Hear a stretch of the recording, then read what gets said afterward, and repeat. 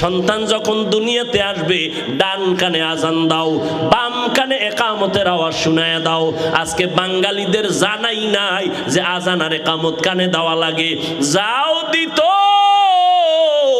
Hospital ওয়ালারা সব জবাই করেছি, লেখছে ইসলামী হসপিটাল, ইসলামী। ওখানেও কিন্তু সিজারে বাচ্চা হবে, আজান একামত দেওয়ার কোনো মুয়াজ্জিনের সিস্টেমই নাই। মা বাবা জানেই না যে সন্তানের কানে আজান একামত দেওয়া লাগে, জানেই না। 7 দিন যখন হবে, 7 দিনের দিন সন্তানের চুল কাটো, একটা সুন্দর নাম রাখো। সন্তানের নাম রাখবা সুন্দর, বৃষ্টি, হাসি, খুশি, তুফান। সন্তানের নাম নদী, সাগর, হৃদয়, সবুজ, গম্বুজ। হাসেন আপনারা?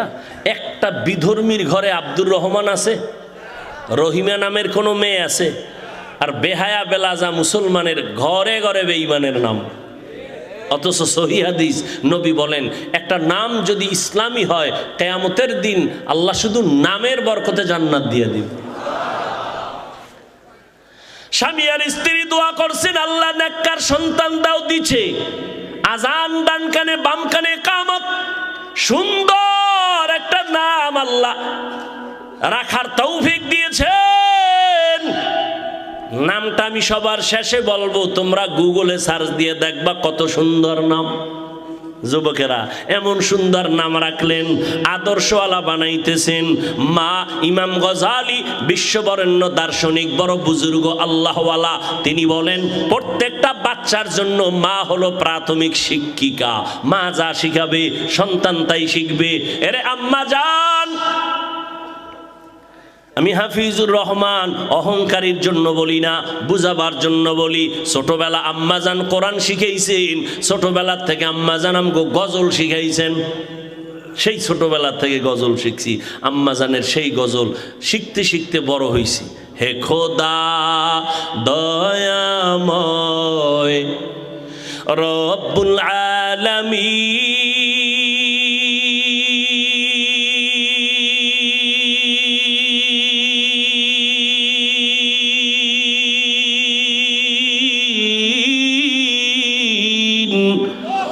জীবনে মারণে ভয় কি হবে সেই দিন।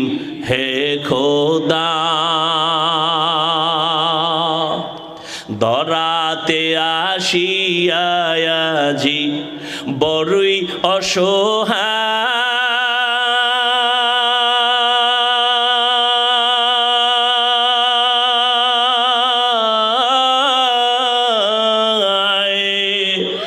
ইহকালের মায়া জালে অন্ধ যে সবাই।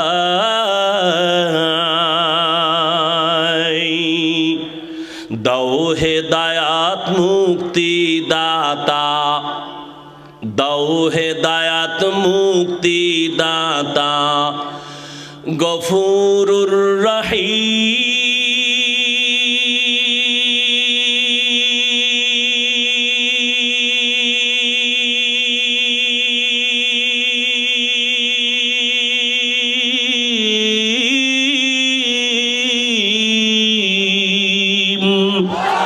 জীবনে মারণে ভয় কি হবে সেই দিন।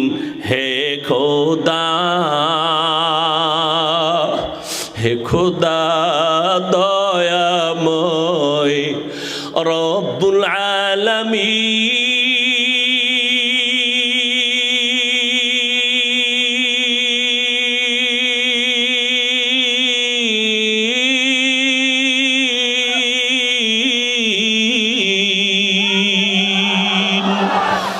জীবনে মরণে ভয় কি হবে সেই দিন। হে খোদা, আল্লাহ আপনাদের কাছে দোয়া চাই, আমার আম্মাকে আল্লাহ সুস্থতা দান করেন। অনেক অসুস্থ, আল্লাহ দীর্ঘ নেক হায়াত দান করেন। এর পর্দার আড়ালের আম্মা জানে না ইমাম গজালি বলেন সব বাচ্চাদের জন্য মা হলো প্রাথমিক শিক্ষিকা। যেই মা নামাজি, দেখবেন ওই ছোট্ট বাচ্চা মা যখন আজান শুনে অজু করে, বাচ্চাও অজু বানায়। দেখছেন নি কারবার? বাচ্চাটা অজু বানায়। মা অজু বানাইতে গিয়া চেহারাটা ধোয়, বাচ্চা তো বুঝে নাও পুরো গোসল কইরা ফেলায়। মুখ ধুইতে গিয়া জামা ভিজায় ফেলাইছে। আম্মা জান যায় নামাজ বিছাইয়া নামাজের মুসাল্লায় দাঁড়াইছে। ছোট্ট বাচ্চাটাও গিয়া মায়ের কাছে কিনারায় দাঁড়ায় গেছে। আম্মা জান বুকে হাত বেঁধে সূরা ফাতিহা পড়ে ঠোঁট নাড়ায়। বাচ্চা তো বুঝে না মা কি পড়ে, বাচ্চাটাও মায়ের ঠোঁটের দিয়ে তাকায় তাকায়ও ঠোঁট নাড়ায়। আম্মা জান যখন রুকুর মধ্যে যায়, বাচ্চাটাও রুকুর ভিতরে যায়। আম্মা জান যখন সিজদায় গেল, বাচ্চাটাও সিজদায় চলে গেল। আম্মা জান নাক আর কপাল ঠেকাইয়া সিজদা করলো, কিন্তু বাচ্চাটা গাল মাটিতে লাগায় মায়ের মুখের দিকে তাকায় আছে। দেখে মা ঠোঁট নাড়ায়, বাচ্চাটাও ঠোঁট নাড়ায়। আমার আল্লাহর কুদরতি অন্তরে মায়ার মোহাব্বতের জোশ। আল্লাহ ডেকে বলেন ফেরেশতা তাকায় দেখ, ওই শিশু বাচ্চাটা ঠোঁট নাড়ায় কেন?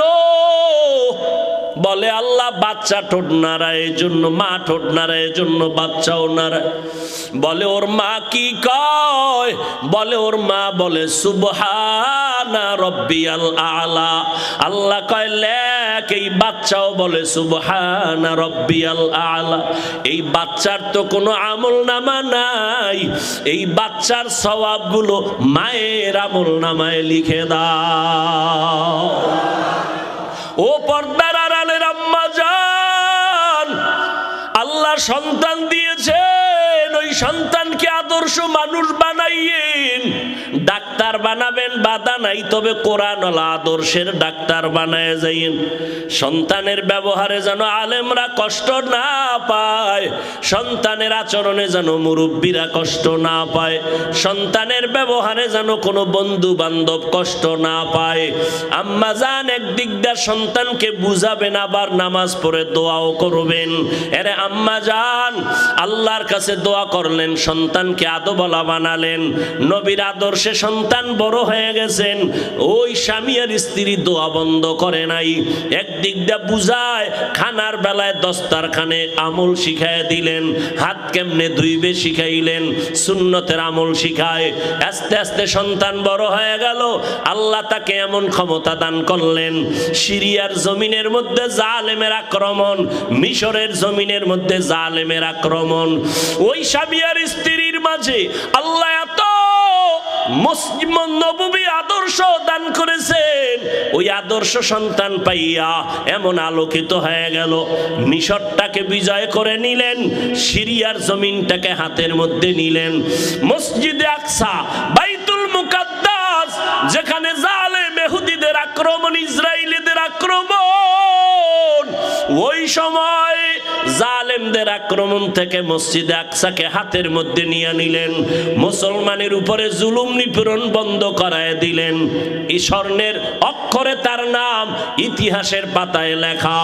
এমন একটা সন্তান, এমন মা, এমন বাবার মাধ্যমে দুনিয়াতে আসছেন, যেই সন্তানের আদর্শে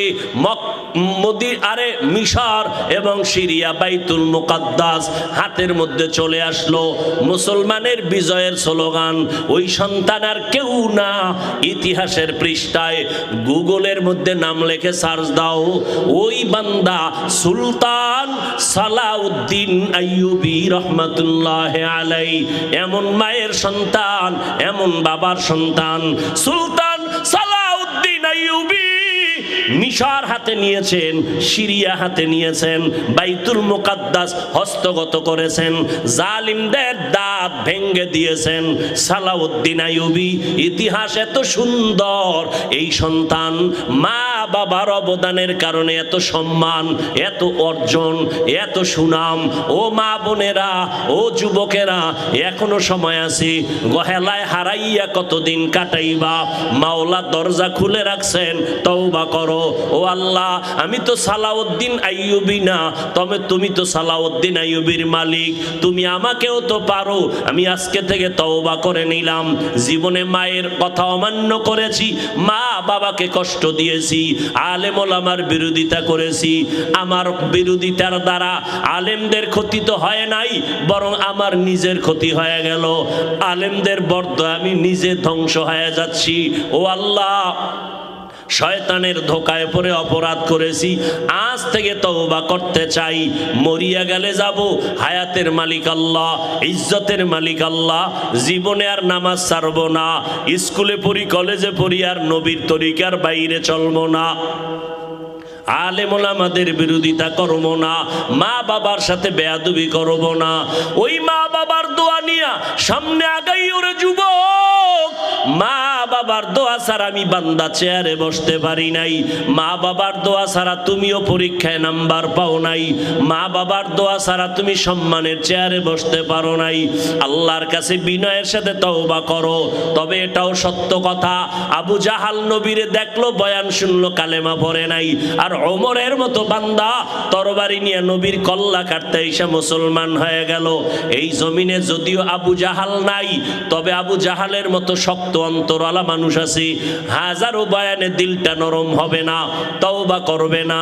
আবার একদল মানুষ ওমরের মেজাজওয়ালা, গুনাহগার হইয়া ময়দানে ঢুকবে। হঠাৎ করে মরণের কথা স্মরণ হবে, কবরের আযাবের কথা স্মরণ হলে কান্না করে করে একা একা বলবে, আল্লাহ, জীবনে আর গুনাহ করব না, নামাজ ছাড়ব না, দাড়ি কাটব না, মা বাবাকে কষ্ট দিব না, নবীর তরিকার বাহিরে চলব না, রহমতের নবীর আদর্শ অনুযায়ী চলব। আল্লাহ, তুমি আমাকে মাফ করে দাও। আল্লাহ একটা সেকেন্ডের মাধ্যমে বান্দার তওবা কবুল করে জীবনের সব গুনাহ মাফ করে দিবেন। ও এলাকার মা বোনেরা, ও যুবকেরা, ও বৃদ্ধ বাবাজি, অনেকে মনে মনে ভাবতেছেন এটা কেমনে সম্ভব। আপনাদের মতো কত বান্দা জীবনে মাদ্রাসায় পড়ে নাই, স্কুল কলেজে পড়ে 5 বেলার নামাজ পড়ে, আপনি কেন পারবেন না? রাস্তায় গাড়ি চালায় যুবক, নামাজ ছাড়ে না। নদীর মধ্যে মাছ ধরে, নামাজ ছাড়ে না। কৃষি কাজ করে, নামাজ বাদ দেয় না। আপনি কেন পারবেন না? ও বুড়া বাবাজিরা, আপনাদের মতো কত বুড়া লাঠি হাতে নিয়ে মসজিদে গিয়া 5 ওয়াক্ত নামাজ পড়ে, আপনারা কেন পারবেন না? এরে আম্মা জান, আপনার মতো কত মা ঘরের মধ্যে থাইকা স্বামীর মাল হেফাজত করে, সন্তান আদর্শওয়ালা বানায়, নামাজ পড়ে, দোয়া করে, তাহাজ্জুদ পড়ে। আপনি মা কেন পারবেন না? হেদায়াতের মালিক আমার আল্লাহ, আল্লাহর কাছে তওবা করেন। ও যুবতী বোনেরা, আপনাদের মতো কত বোন স্কুল কলেজে পড়ে, মোবাইলে অযথা সময় কাটায় না, যুবকের সাথে সময় ব্যয় করে না, নামাজ পড়ে, লেখাপড়া করে, নিজের সতীত্ব চরিত্র হেফাজত করে। জীবনে প্রত্যেকটা মানুষের অমূল্য সম্পদের নাম হলো সুন্দর চরিত্র। যার চরিত্র খারাপ, ওর টাকা থাকলেও মানুষ চায় না, ওর কিছুই মানুষ দেখতে চায় না। কেন? তার চরিত্র ভালো না। অতএব ও বোনেরা, ও আম্মা জানেরা, ও যুবকেরা, আজকে থেকে চরিত্র সুন্দর করেন, পিছনের গুনাহ থেকে তওবা করেন।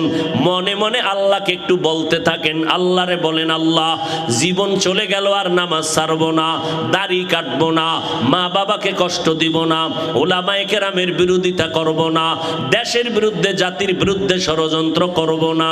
তওবা করার মতো যদি নিয়ত হয়, অন্তরে যদি মুনাফিকি দুর্বলতা না থাকে, খাঁটি তওবার নিয়ত যাদের আছে, দুটো হাত আমার আল্লাহকে দেখাইয়া দেন।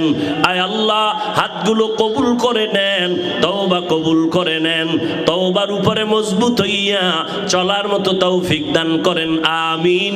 আলহামদুলিল্লাহি রাব্বিল আলামিন, ওয়াসসালাতু ওয়াসসালামু আলা সাইয়্যিদিল আম্বিয়া ওয়াল মুরসালিন ওয়া আলা آله وأصحابه أجمعين يا أرحم الراحمين يا أرحم الراحمين يا أرحم الراحمين رب ارحمهما كما ربياني صغيرا اللهم إنك عفو كريم تحب العفو فاعف عنا اللهم اكفناهم بما شئت اللهم إنا نجعلك في نحورهم ونعوذ بك من شرورهم إنا كفيناك المستهزئين اللهم إنا نسألك رضاك والجنة ونعوذ بك من سخطك والنار اللهم إنا نعوذ بك من البرص والجنون والجذام وسيء الأسقام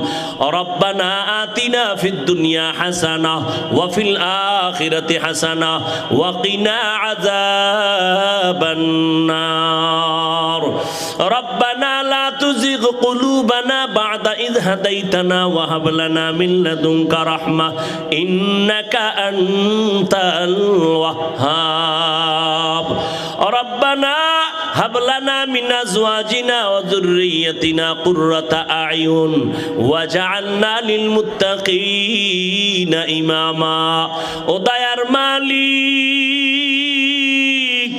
কুদরতের নজর দিয়ে তাকায় দেখেন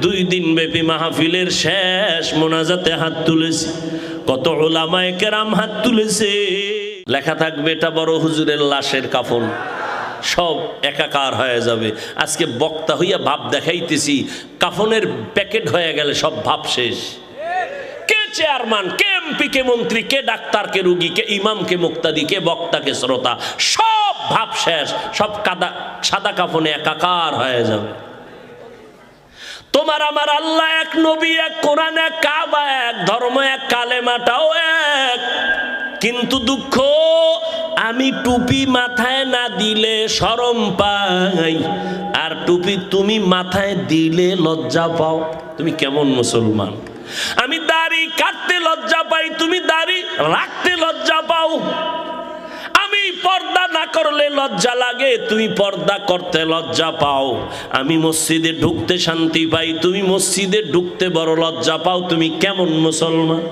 ও যুবক কয়দিন আর বাহাদুরি করবা আমার ভাইজান দোয়া চাইছেন নদী ভাঙ্গন এলাকা আল্লাহ যদি একটা সেকেন্ডের অর্ডার দেয় এই বঙ্গোপসাগর গরম হয়ে যা ভোলা দ্বীপটাকে সব ধ্বংস করে ফেল 1 মিনিট লাগবে নাকি আমার মাওলার কুদরত 1 মিনিটও লাগবে না রে বাবা শরীয়তপুর একটা জেলা ওখানে নড়িয়া থানায় কয়েক মাস আগে বাড়ি শুদ্ধ গ্রাম সব পানির তলে চলে গেছে আল্লাহ দেখাইতেছে তুমি ভোলার মানুষ তোমাকেও গ্রাম শুদ্ধ দেখবা ঘুমের মধ্যে বাড়ি ঘর সব পানিতে নিয়ে গেছে ধর বলারও টাইম পাবা না রে বাবা এমন একটা দিন নাই মরণের খবর নাই ও যুবক প্রতিজ্ঞাবদ্ধ হও আমি তোমাকে এতক্ষণ যে চিল্লাইয়া বয়ান করলাম একবারও কিন্তু বলি নাই আমগো 5 কল্লি টুপি মাথায় দেনাইলে গুনাহ হবে কওমি মাদ্রাসায় পড়না হয় গুনাহ হবে একবারও বলি নাই তাবলীগ না করলে গুনাহ হবে একবারও বলি নাই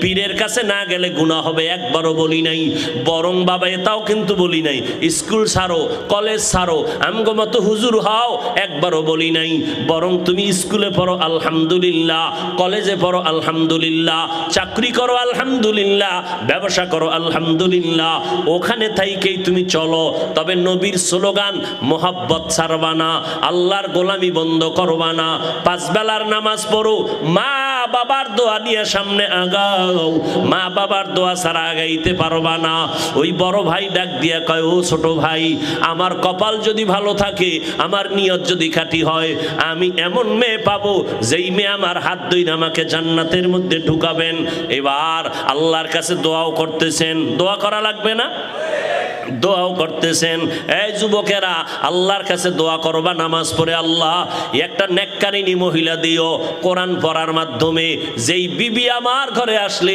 আমার কামাই রুজিতে বরকত হয়ে যাবে আল্লাহ নেককার সন্তান আসবে আমার ফুলের বাগানটা সাজানো হবে বিনিময়ে জান্নাত পরকালে পাবো এমন একটা মেয়ে চাই ও আল্লাহ এমন মেয়ে দিও না যেই মেয়ের দ্বারা আমার দুনিয়া অশান্তি হবে জাহান্নাম হবে পরিণাম ফল আল্লাহর বান্দা দোয়া করতেছেন, হঠাৎ খবর আসছে এলাকার বাইরে এক গ্রামে একজন আল্লাহওয়ালা আসেন মাঝে মাঝে, আইসা এলাকাবাসীর জন্য দোয়া করে চলে যান, দুই একদিন থাকেন।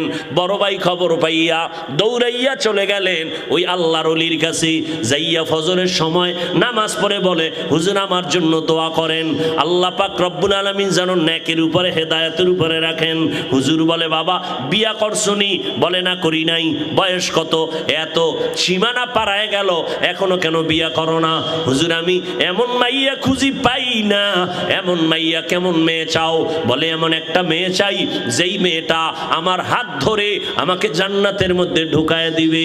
এই কথা বলতে না বলতে হঠাৎ মসজিদের বাহির থেকে একটা সালামের আওয়াজ আসলো, কচি কণ্ঠে ছোট আওয়াজে একটা যুবতী মেয়ে সালাম দিল, ওয়ালাইকুমুস সালাম, হুজুর আমি এক কন্যা সন্তান, কোথায় বাড়ি ঘর? বলে, এই এলাকায় আমার ঘর। কেন আসছেন আপনি ফজরের সময় নামাজের টাইমে? বলে, আমার আব্বা জান বহুদিন ধরে ঘরে অসুস্থ, একটু দোয়া করবেন, আল্লাহ যেন আমার আব্বা জানকে সুস্থতার নেয়ামত দান করেন। আর দোয়া চাই আল্লাহ যদি আমার আব্বা জানকে নিয়ে যান ঈমানের সাথে যেন বিদায় দেওয়ার তৌফিক দান করেন। এই মা তোমার বিয়া হয়েছে কিনা? বলে, না হয় নাই। বয়স কত? বলে, এত। এখনো কেন বিয়া হয় না? মেয়েটা জানালার বাহির থেকে পর্দা রক্ষার্থে বলতেছে, হুজুর আমি আল্লাহর কাছে নামাজ পড়ে দোয়া করি, জীবনে একটা স্বামী চাই। স্বামী তো জীবনে একজন, দ্বিতীয় আর নিতে চাই না। তবে এমন এক স্বামী আমি জীবনের আপন বানাতে চাই, যেই স্বামী আমার হাতটা ধরে আমাকে জান্নাতের মধ্যে ঢুকাইয়া দিবে, এবং এমন একটা সন্তান আমাকে উপহার দিবে যেই সন্তানের দ্বারা সমাজের অন্ধকার দূর হয়ে আলোকিত হয়ে যাবে। যুবক এইবার বড় ভাই ডাক দিয়া কয়, হুজুর আমিও যেই কথা বললাম আমার মনের মতো না জানি এই মেয়েটা হয়ে গেল, আপনি মাঝখানে থাইকা একটু প্রস্তাব দিয়া বিবাহের ব্যবস্থা করাইয়া দেন। হুজুর খবর নিলেন, ফ্যামিলি বড় গরিব। আল্লাহর বান্দা বলে, আমার গরিব দেখার দরকার নাই, ধনী বানানের মালিক আল্লাহ, গরিব বানানের মালিক আল্লাহ। আমি একটা জান্নাতি মেয়ে চাই আমার জীবনের আপন। প্রস্তাব হয়ে গেল, বিবাহের বন্ধনে আবদ্ধ হয়ে গেল। এবার দুইজন স্বামী আর স্ত্রী জান্নাতের জীবন যাপন শুরু করলেন। কাজ করেন, নামাজ পড়েন একত্রে, সারা রাত ঘুমায় না, দুইজনে যায় নামাজে বসে আল্লাহর দরবারে কান্না করেন, রব্বি হাবলি মিন লাদুনকা যুররিয়াতান তাইয়্যিবাতান ইন্নাকা সামিউদ দুআ। ও আল্লাহ, নেককার সন্তান তুমি আমাকে দাও। এই দোয়া করা লাগবে না, লাগবে না, নেককার সন্তান দাও।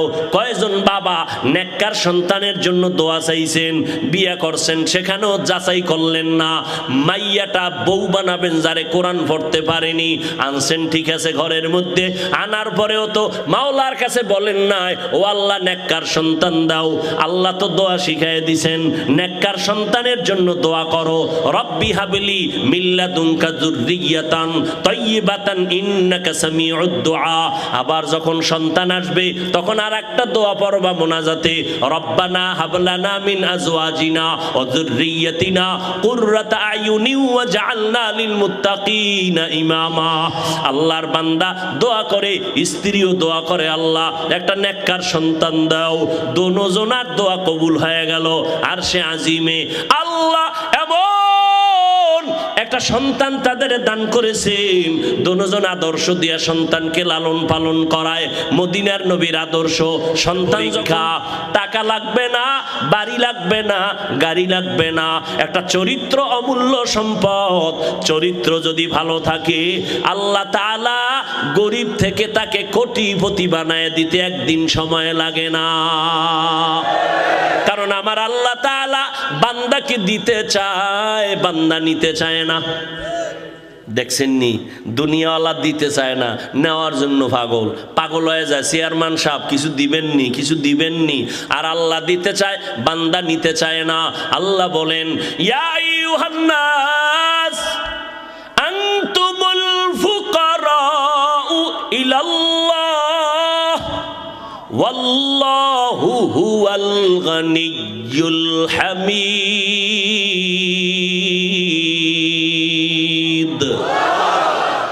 আল্লাহ তাআলা বলেন, এই মানুষেরা তোমরা বড় ফকির, ফকির, আমি আল্লাহ হলাম ধনী।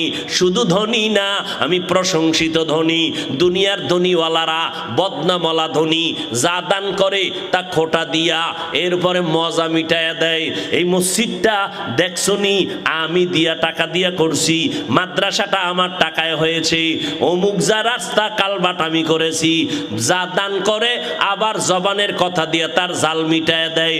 অমুকেরে দেখো দোকান দিয়ে আগাইতেছে, আমার টাকার দোকান, আমার বাড়ি, আমার গাড়ি। আল্লাহ কয় দেখ আমি দান করতে রাজি কিন্তু খোটা দিতে রাজি না। ও বান্দা, আমি আল্লাহ এহসান জিতলানেওয়ালা না। এরে নবীর আশিক, দুনিয়ার সবাই ফকির, আমি আল্লাহ হলাম প্রশংসিত ধনী।